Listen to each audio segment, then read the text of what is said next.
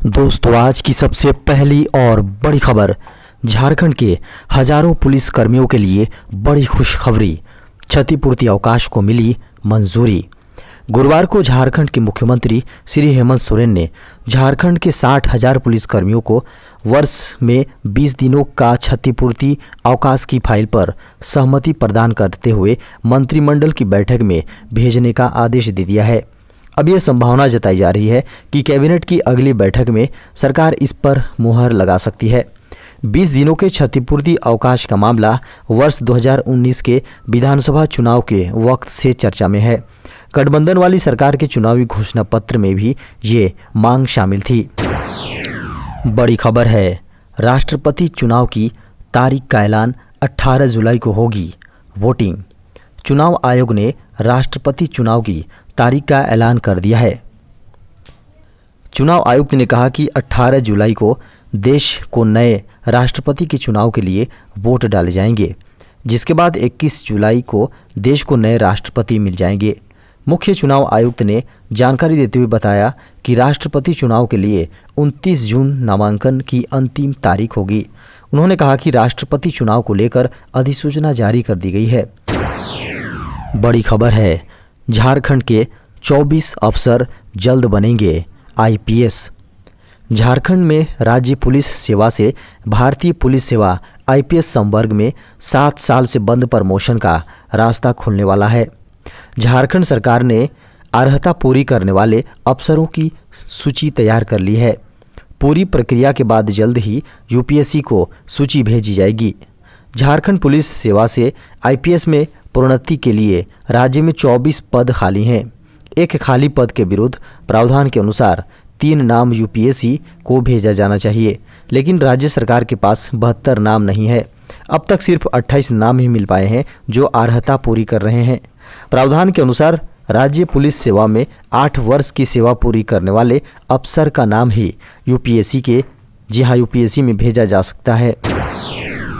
बड़ी खबर है, देश में 15 जून से फिर रफ्तार पकड़ेगा मानसून। मानसून 29 मई को ही केरल पहुंच गया था, लेकिन देश के बाकी राज्यों तक इसके पहुंचने में अभी समय है। मौसम विभाग के अनुसार देश के मध्य और उत्तर के मैदानी इलाकों में 15 जून से मानसून रफ्तार पकड़ेगा। गुजरात में प्री मानसून की गतिविधियां शुरू हो रही हैं। अनुमान है कि यहां 10 से 12 जून के बीच बारिश हो सकती है। मुंबई में 11 जून को मानसून पहुंचने की संभावना है। भारतीय मौसम विभाग के डीजी मृत्युंजय महापात्रा ने भी 15 जून से मानसून में तेजी आने की संभावना जताई है। इस बीच दिल्ली के कुछ हिस्सों, पंजाब, उत्तराखंड, पश्चिम राजस्थान, हरियाणा, उत्तर प्रदेश, पूर्वी मध्य प्रदेश, विदर्भ और झारखंड के अलग अलग हिस्सों में लू की स्थिति बन सकती है। झारखंड के शिक्षकों का क्षेत्रीय भाषा के आधार पर होगा स्थानांतरण। झारखंड के सरकारी स्कूलों में अब शिक्षकों का क्षेत्रीय भाषा के आधार पर स्थानांतरण हो सकेगा। स्कूली शिक्षा एवं साक्षरता विभाग ने इसको लेकर अधिसूचना जारी कर दी है। अधिसूचना के अनुसार जो शिक्षक जिस क्षेत्रीय भाषा में उत्तीर्ण होंगे, उसी क्षेत्रीय भाषा वाले दूसरे जिले में उनका अंतर जिला स्थानांतरण हो सकेगा। लेकिन स्थानांतरण की शर्त यह है कि 3 वर्ष की सेवा दे चुके शिक्षक ही अंतर जिला स्थानांतरण के योग्य होंगे। बता दें कि झारखंड की हेमंत सोरेन सरकार ने इसको लेकर वर्ष 2019 में लागू नीति में संशोधन करते हुए यह फैसला लिया है। ध्यान देने वाली बात यह है कि स्कूल के शिक्षकों का स्थानांतरण जून महीने में न होकर बल्कि दिसंबर में होगा। स्थानांतरण की पूरी प्रक्रिया ऑनलाइन होगी। आवश्यकता पड़ने पर स्थानांतरण की प्रक्रिया मैनुअली भी की जा सकेगी।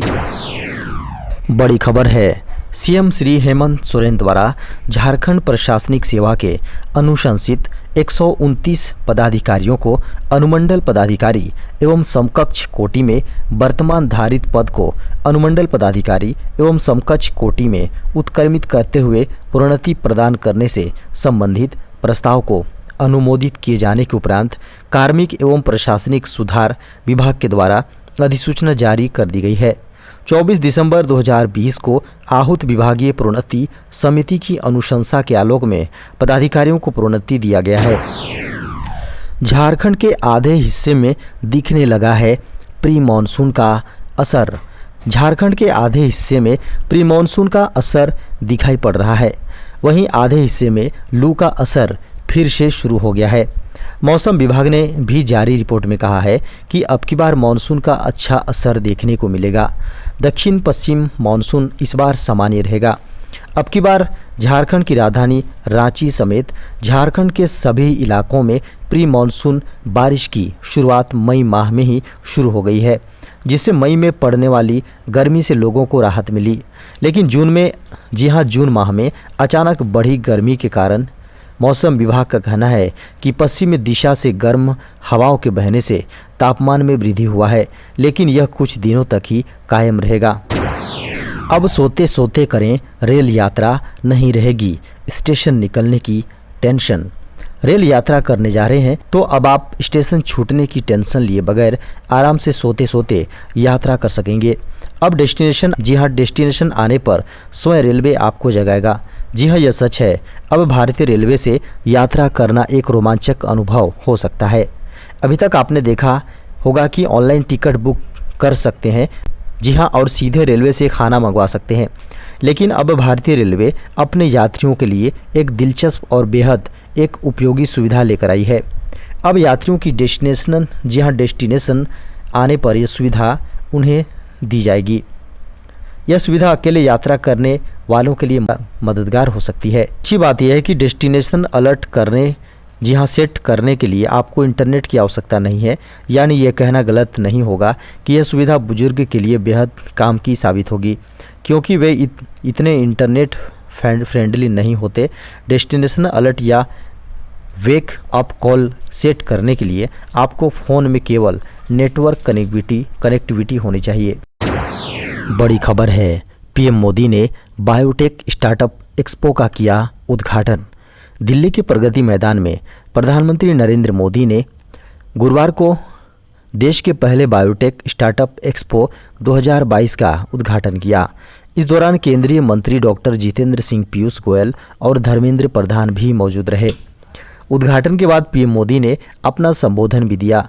अपने संबोधन में पीएम मोदी ने कहा कि देश का पहला बायोटेक स्टार्टअप एक्सपो देश में बायोटेक क्षेत्र के व्यापक विकास का प्रतिबिंब है। पीएम मोदी ने कहा कि भारत की जैव अर्थव्यवस्था पिछले 8 वर्षों में 8 गुना बढ़ी है। 10 अरब डॉलर से 80 अरब डॉलर तक हम पहुंच चुके हैं। भारत बायोटेक वैश्विक पारिस्थितिकी तंत्र में शीर्ष 10 देशों की लीग में जल्द ही शामिल होगा। नए भारत के इस नई छलांग में जैव प्रौद्योगिकी उद्योग अनुसंधान सहायता परिषद की बड़ी भूमिका रही है। पीएम मोदी ने कहा कि भारत को बायोटेक क्षेत्र में अवसरों की भूमि माना जा रहा है। इसके मुख्य रूप से 5 कारण हैं, जिनमें विविध आबादी, विविध जलवायु क्षेत्र, प्रतिभाशाली मानव पूंजी पूल, व्यापार करने में आसानी की दिशा में प्रयास और जैव उत्पादों की मांग शामिल हैं। देश में कोरोना के मिले 24 घंटे में 7,240 नए मामले। देश में एक बार फिर कोरोना मामले तेजी से बढ़ रहे हैं। पिछले 24 घंटों में कोरोना वायरस के 7,240 नए मामले सामने आए हैं। बुधवार को देश में 5,233 नए मरीज सामने आए थे। इससे एक दिन पहले यानी मंगलवार को 3,741 नए संक्रमित मिले थे। इससे साबित होता है कि संक्रमण एक बार फिर बढ़ रहा है। देश में लगातार दूसरे दिन कोरोना मरीजों में 40% का इजाफा हुआ है। बुधवार को 94 दिन बाद देश में नए संक्रमितों की संख्या 5,000 के पार पहुंची थी। महाराष्ट्र समेत कुछ राज्यों में कोविड मामले फिर तेजी से बढ़ रहे हैं। गुरुवार सुबह 8 बजे केंद्रीय स्वास्थ्य मंत्रालय द्वारा अपडेट आंकड़ों के अनुसार बीते 24 घंटे में सक्रिय मामलों में 3,641 की वृद्धि हुई है। देश में अब सक्रिय मामले 32,498 हो गए हैं। अपडेट आंकड़ों के अनुसार 8 और लोगों की महामारी से मौत हुई है। इसे मिलाकर अब तक कुल 5,24,723 मौतें हो चुकी हैं। कोरोना के बढ़ते मामलों ने स्वास्थ्य विभाग की चिंता फिर से बढ़ा दी है। कोरोना के आंकड़ों को देखें तो इस महीने की शुरुआत से ही कोरोना ने रफ्तार पकड़ ली है। 1 जून से 7 जून तक हर दिन 4,000 के आसपास मामले दर्ज किए गए हैं, जबकि चालू सप्ताह के शुरुआती दिनों से 5,000 से अधिक मामले सामने आने लगे। बड़ी खबर है, बदल जाएंगे ऑफिस में छुट्टियों के नियम, नए लेबर कोड में होगा ऐसा प्रावधान। देश में श्रम कानूनों को एक नया शक्ल देने के लिए सरकार ने 4 नए लेबर कोड जारी किए हैं।